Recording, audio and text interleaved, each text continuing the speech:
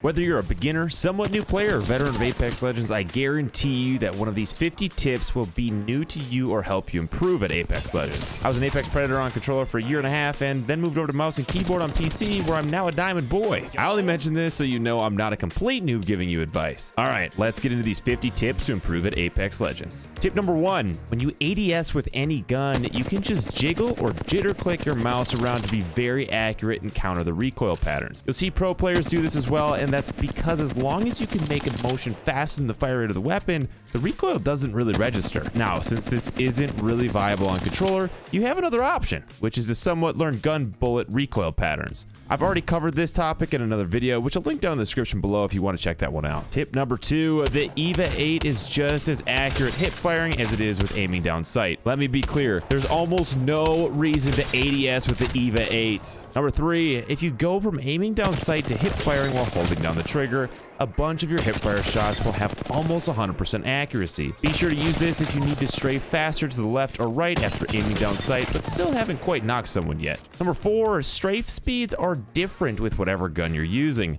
LMGs and snipers being the slowest, with pistols being the fastest. 5, if you're dropping in as Valkyrie and see a squad with the CH next to their name, that means they're actually the champion of the match, so you should probably land on them, punch them out, teabag their box, and leave the match. 6, when stimming with Octane or ulting with Bloodhound, your field of view actually changes. What's interesting is that although the field of view will increase, Octane's aim down sight field of view will actually be closer and easier to aim with. 7, Octane Jump Pad has 3 different ways to use it. You can slide into the jump pad to travel further, walk into the jump pad to travel higher, or punch into the jump pad to travel straight up.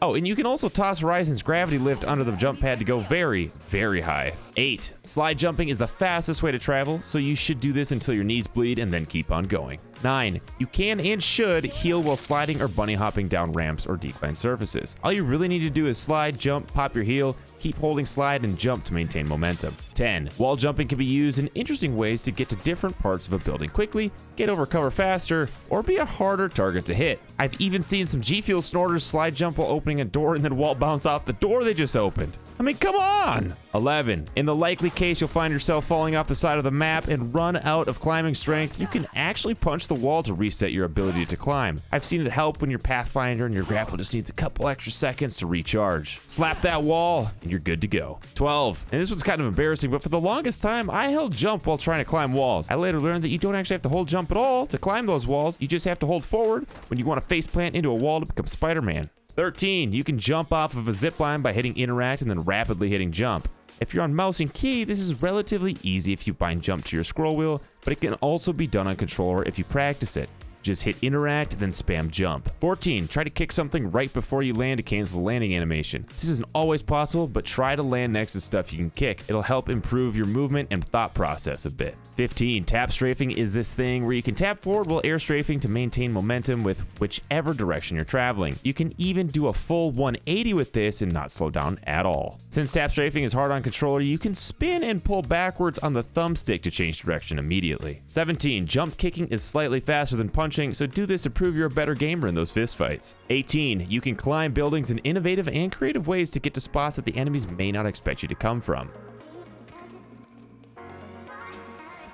19, there's an alternate interact button that you can use to put attachments into your inventory instead of directly onto a gun if you don't want to. 20, if you have an alt accelerant in your inventory, you can use it by pressing your ultimate instead of going into your inventory. 21, here's how to activate the bots in the shooting range. Go into this tunnel, get up on this platform, make sure you dropped everything in your inventory, look down, crouch, and then switch legends. Now, you can go wipe an actual bot lobby as many times as you'd like. 22, you can also activate third-person mode in the shooting range by first going to this spot, looking down, crouching, and switching legends. Pro tip, switch to Loba. 23, going into the start menu lets you see your teammates' ammo type and equipped helmet, armor, shield, and backpack. So, if you see that your teammates are running the same ammo types, you may want to start running with a different gun or gun combo, especially if you're in ranked where the ammo can get real scarce. 24, something new though is that pinging a gun attachment in your inventory will tell your team you're looking for an upgrade of that specific attachment. 25, the ideal distance to jump out of the dropship is around 500 meters. 26, you can fly up to around 1200 meters if you dolphin dive out of the ship. Just go up and down between 140 and 130. Crypto's drone can do a lot of cool stuff. You can use it to ping champion banners to reveal how many squads are within 200 meters of Crypto, grab teammate banners from their box, respawn them instantly at a respawn beacon, scan survey beacons instantly from a distance, open care packages, and yeah, Pathfinder can even grapple to the thing and go flying. 28, Bloodhound scan will reveal anyone in the direction you're looking within 75 meters. 29, as of Season 9, Bloodhound scans will not give you assist points in ranked matches anymore, but Crypto Drone scans still will. 30, Wraith's portal is going to disappear right around 28-29% charge. 31, Gibraltar's Gun Shield has 50 HP, but damage will bleed through after 50 HP has been hit. 32, Gibraltar's shield will also absorb explosions. 33, all bullets have a slight slowing effect, and there is no difference between which ammo type you use. 34, Caustic and Gibraltar are the only Fortified Legends in the game right now. This means they have 15% damage reduction and are not slowed by bullets. 35, all legends run at the same speed. The arm swinging animations are just slower for the taller legends than the shorter legends, which makes the big rigs feel a little bit slower. 36, gold mags will reload while you're healing a Phoenix kit, shield bat, or med kit. 37, bullet flight speed is different for all weapons. In general, energy and sniper rifles have the fastest bullet speed and least bullet drop, whereas light and heavy weapons suffer from the slower bullet speeds and more bullet drop. 38, sky grenades with frags can be extremely effective. If you throw one straight up, it will land at your position and instantly explode. 39, put simply, you can throw grenades beneath doors.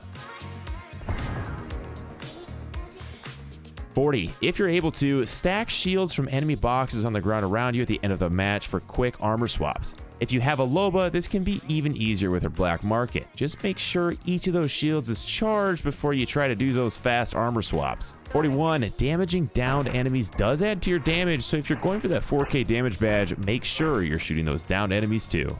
42, utilize teammates or enemies with or without knockdown shields in fights to avoid taking as much damage. 43, if you want to improve fastest, play arenas. There's a lot of downtime in Apex with looting and menus, so you can take full advantage by practicing your aim, grenade tosses, and movement quickest in arenas. 44, you can actually change the crosshair color in the settings by turning on the Tritanopia colorblind mode setting. 45, some weapons have subjectively better iron sights or slimmer models for an easier time aiming without a scope or red dot attachment. 46, put your gun away anytime you're not in a fight, but also put your gun away in the middle of a fight to either get away faster or chase somebody quicker. 47, if you get stuck by an arc star as Wraith, you can use your ability to negate the explosion damage. You'll still take that damage though from being initially stuck. 48, you can shoot doors to open them. In Rampart's turret, it's going to absolutely obliterate them. 49, it's easy to forget, but remember you can upgrade your EVA armor by 100 points in the extractor.